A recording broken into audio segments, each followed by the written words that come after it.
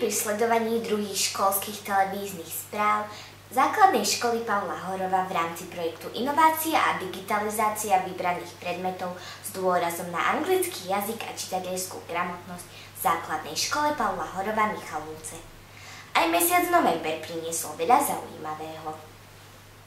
Po niekoľkých týždňoch strávených vo veľkej škole boli naši prváčikovia pasovaní za naozajstných žiakov základnej školy. Pasovačka sa odohrala v malej telocvični a pre deti bola veľkým zážitkom. Príbehy nebojacných pirátov odjakživa fascinovali veľkých aj malých. V 3. D triede si deti spolu s pani učiteľkou pripravili zaujímavé čítanie o pirátovi Čierna brada. Celý deň sa venovali pirátom, a to nie len tým, že si o nich čítali, ale vytvorili si aj svojho piráta a plnili rôzne zaujímavé úlohy. Nakoniec všetky pirátske bandy po splnení úloh získali svoj zlatý poklad.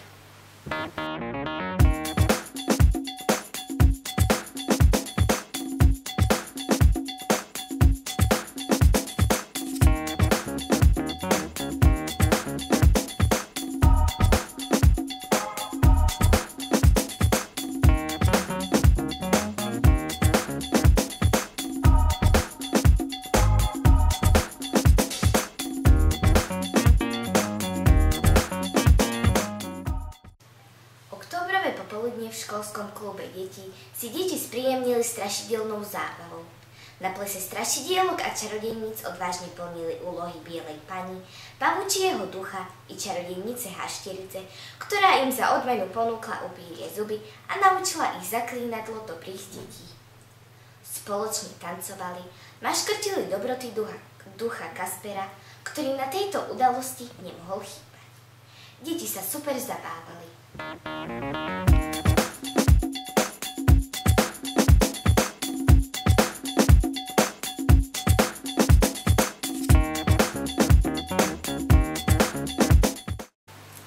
Trochu iným spôsobom si Deň duchov pripravili aj žiaci 2. stupňa a žiacka školská rada. Halloweenská párty plná duchov a strašidiel sa odohrala vo veľkej telocvični školy. Dobrú akciu, množstvo súťaží, skvelú zábavu a jej atmosféru približuje množstvo fotografií.